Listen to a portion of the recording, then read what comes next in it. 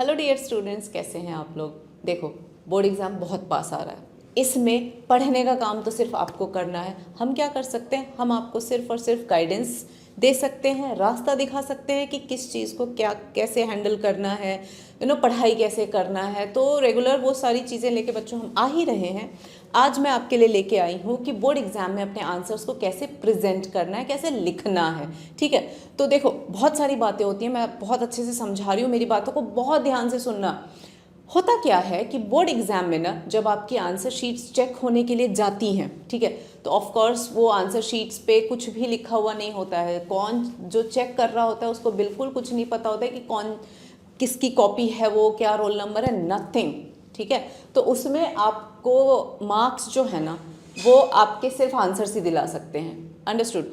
और board exam में वो कहते हैं ना कि मेन तो ऑफ कोर्स नॉलेज है, सो है, कहीं ना कहीं थोड़ा बहुत लक फैक्टर जो है वो अपना रोल प्ले करता है। तो बिल्कुल प्ले करता है। कैसे प्ले करता है, तो जैसे फॉर एग्जांपल आपकी जो कॉपी है वो पहली कॉपी है। चेक करने वाला, मैं इवैल्यूएटर के पॉइंट ऑफ व्यू से बात कर रही हूँ, तो चेक करने वाला आपका अगर पहला कॉपी है ना बच्चों, तो फिर थोड़ा सा आपका लक जो है वहाँ पे काम कम आया। क्यों कम आया?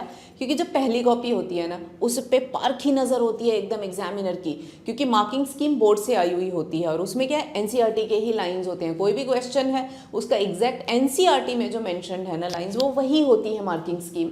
तो आप अगर सोचो कि आपकी किस्मत में जो इवैल्यूएटर है, जो चेक करने वाला है, वो अगर एकदम नया नवेला आ गया, जिसको जो पहली बार चेक कर रहा है, क्योंकि सीबीएसई क्या है आजकल रिजल्ट जल्दी देने के लिए एकदम जी जान लगा देता है कि रिजल्ट हमें जल्दी देना है। उसके लिए उस जितने भी जो टीचर्स हैं सीबीएसई में, वो सबको बुलवा लेते हैं, चाहे वो फ्रेशर हो तो भी बुला लेते हैं। अब समझो एक फ्रेशर के हाथ में आपकी कॉपी आ गई, ठीक है, और वो भी पहली, तो गए ना, लक यहाँ काम आ जाता है। अब वो क्या करेगा, वो फ्रेशर को तो जो मार्किंग स्कीम जो बुक में आंसर्स है, जो बुक में लाइंस लिखी हुई है एनसीईआरटी की, वो तो मार्किंग स्कीम में वही है, वो वही चेक करेगा। तो आपकी कॉपी पे बिल्कुल पारखी नजर होगी, वो वही वर्ड्स ढूंढेगा जो एनसीईआरटी में मेंशन्ड है या जो एग्जैक्ट मार्किंग स्कीम में मेंशन्ड है। अगर उससे हट के कुछ भी आपने अपने वर्ड्स में वही चीज़ समझाने की कोशिश करी, तो फिर होता है ना, उसको नहीं दिख रहा है तो हो सकता है वो, अरे ये तो लिखा हुआ ही नहीं है, हटाओ, इस तरीके से काट भी सकते हैं वो नंबर। तो लक ऐसे अपना रोल प्ले करता है। अंडरस्टूड। तो फिर इस तरह का जो प्रॉब्लम है, इसको अगर हमें अवॉइड करना है तो हम क्या कर सकते हैं, तो हम कुछ चीज़ें हैं जो कर सकते हैं कि फॉर एग्जाम्पल, मतलब आप ना वर्स्ट से वर्स्ट सोचो कि हमारा कॉपी एकदम नया नवेला पहला कॉपी है और चला गया है नए इवैल्यूएटर के पास में, लेकिन नया इवैल्यूएटर भी आपके नंबर ना काटे, ऐसी कॉपी फिर आपको बनानी पड़ेगी। तो इसके लिए हम क्या कर सकते हैं, इसके लिए देखो फॉर एग्जाम्पल मैं एक आंसर लेके आई हूँ, ये देखो, अब ये देखते ही ऐसे हो गया ना, अरे बाप रे कितना सारा। अब इसका क्वेश्चन क्या है, इसका क्वेश्चन है what are the silent feature of DNA. ठीक है, तो आंसर में हम ऑफ कोर्स स्टार्ट करेंगे the silent features of double helix structure of DNA are as follows. ये आपने एक लाइन लिख दी। अब यहाँ देखो, इसको ये देखो इतना सारा भरा हुआ है, तो ये देख के एक बार लगता ना, अरे बाप रे इसने क्या ही लिख दिया है। अंडरस्टूड। लेकिन साइलेंट फीचर मान लो अपने पास 5 नंबर का है, तो 5 नंबर के साइलेंट फीचर 5 पॉइंट्स तो हमें लगाने पड़ेंगे। ठीक है, तो ये 5 पॉइंट्स यहाँ लिखे हुए हैं। अब आप क्या कर सकते हो, इन 5 पॉइंट्स में पहली बात तो दे देना यहाँ पर प्रॉपर गैप। पहली चीज जो हम कर सकते हैं वो है आंसर्स के बीच में प्रॉपर गैप दे देना। ठीक है, चाहे वो आंसर हो चाहे क्वेश्चंस हो, क्वेश्चन के बीच में भी प्रॉपर गैप देना है। Okay, then underline the keywords, underline the keywords. अब जैसे कि इसमें जो हमारे आंसर्स हैं, तो it is made up of, यहाँ जैसे 2 पॉलीन्यूक्लियोटाइड चेन को अंडरलाइन कर दिया और शुगर फॉस्फेट बैकबोन को, ये 2 मेन पॉइंट्स हैं, ये कर दिया। फिर 2 chains have anti parallel polarity, एक ये कर दिया और इसको कर दिया। तो इस तरीके से मेन जो पॉइंट्स है उसको हाईलाइट कर दो। आप एग्जामिनर को वही दिखाओ जो आप दिखाना चाहते हो, सिंपल। तो क्या नजरें इन्हीं पे जाएंगी। तो अंडरलाइनिंग द कीवर्ड्स तो बहुत इंपॉर्टेंट एस्पेक्ट है आंसर लिखने का, और प्रॉपर गैप होना तो बहुत ही ज़्यादा ज़रूरी है। ठीक है, उसके बाद में क्या करो, अटेम्प्ट क्वेश्चंस सीक्वेंशियली। आप जो सीक्वेंस है ना सेक्शंस का, सेक्शन ए है उसमें जो भी क्वेश्चंस है, सेक्शन बी है उसमें जो, तो सेक्शन वाइज चलो और सीक्वेंस में ही चलो। अब देखो बोर्ड एग्जाम की जो कॉपी होती है वो 32 पेजेस की होती है और बायो में कितने क्वेश्चंस है, 33 क्वेश्चंस होते हैं टोटल। तो हम पर पेज 1 क्वेश्चन भी करें तो भी चलने वाला है बच्चों, ऐसे सोचना है। तो पर पेज 1 क्वेश्चन की जरूरत ही नहीं है। जो सेक्शन ए है हमारा वो पूरा एमसीक्यू है, तो उसमें सिर्फ ABCD लिखना है, तो पूरे 16 क्वेश्चन तो आपके एक ही पेज पे आ जाना है, समझ रहे हो।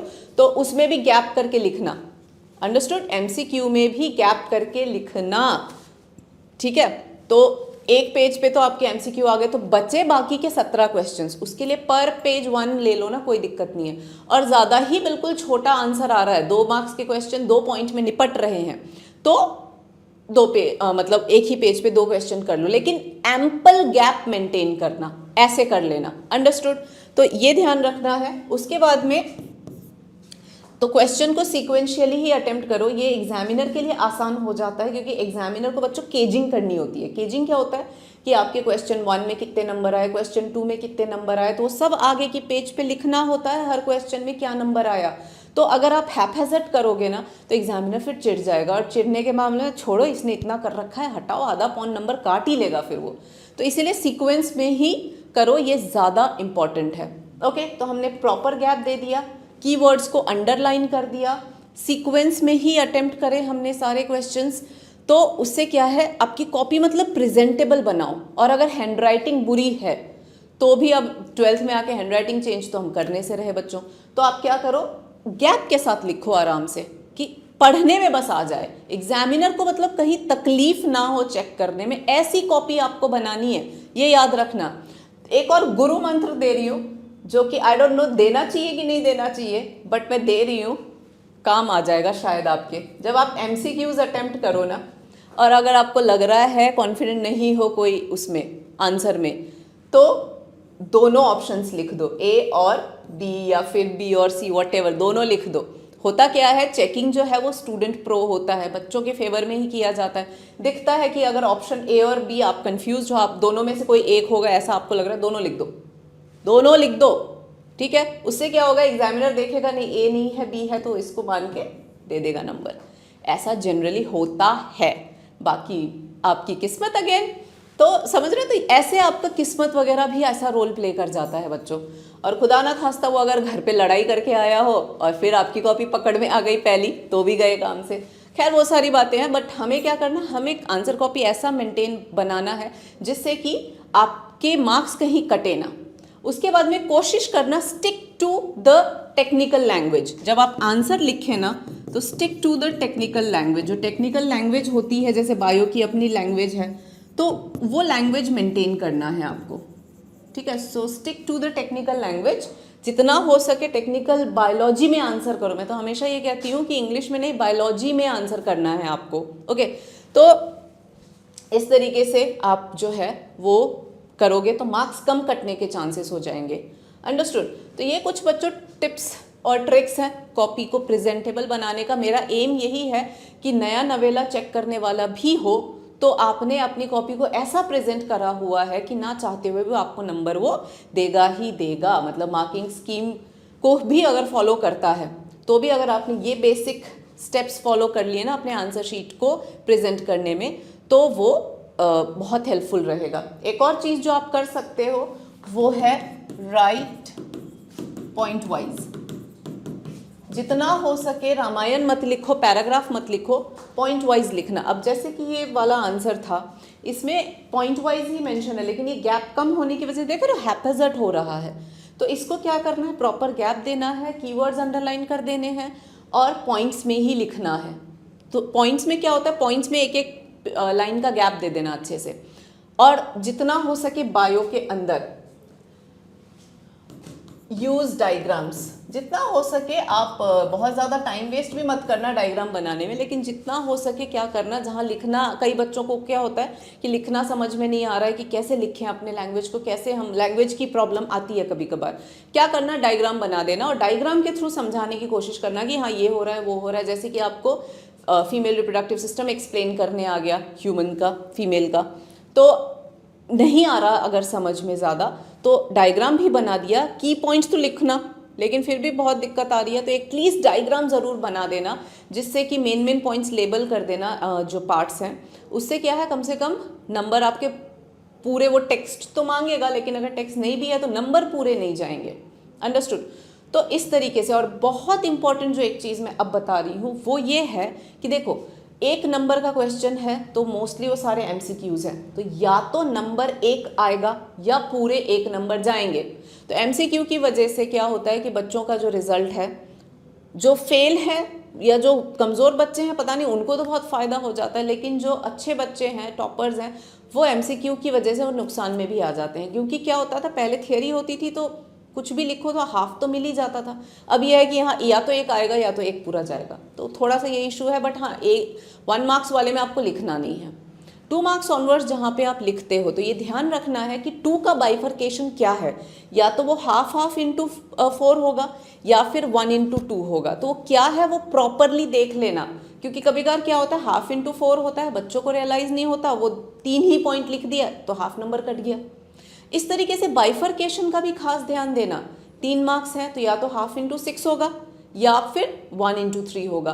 तो ऐसे करके आपको जो है क्वेश्चन की मार्किंग पे भी खास ध्यान देना होगा। कहीं भी ज़रा सा भी क्वेश्चन का मार्किंग का ध्यान नहीं दिया तो भी गड़बड़ आ सकती है।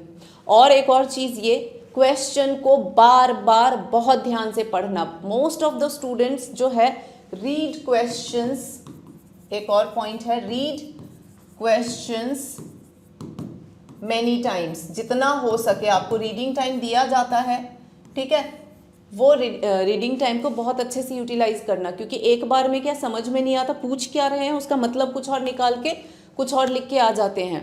ये बहुत करते हैं बच्चे ये सब, ठीक है। कंफ्यूजिंग क्वेश्चंस जहाँ होते हैं, जैसे कि RDNA टेक्नोलॉजी से इंसुलिन कैसे बनाया जाता है, सिंपल सा क्वेश्चन है, लेकिन बच्चे क्या करते हैं, पूरा आंसर नहीं लिख पाते हैं।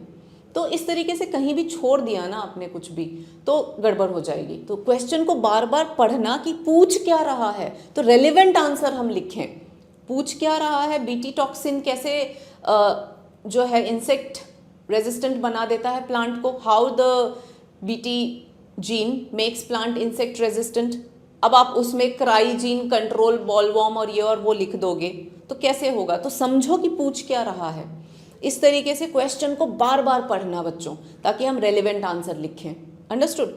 तो आई थिंक ये बहुत इंपॉर्टेंट टिप्स एंड ट्रिक्स मैंने आपको बताए हैं to present your answer sheet, so that जहाँ तक हो सके हम बोर्ड एग्जाम में जो है वो फ्लाइंग कलर्स के साथ आ सके and we score much better. Understood. ये सब ट्रिक्स अपना लोगे तो जो भी आपकी नॉलेज है उसमें ये ट्रिक्स आपके क्या 4 चांद लगा देगा बच्चों। तो follow these tricks to present your answer sheet well, जिससे कि हम अच्छा स्कोर कर सकें। और भी टिप्स लेके मैं आती रहूँगी, आप लोग बस पढ़ाई करते रहो। ठीक है बच्चों, टेक केयर, थैंक यू।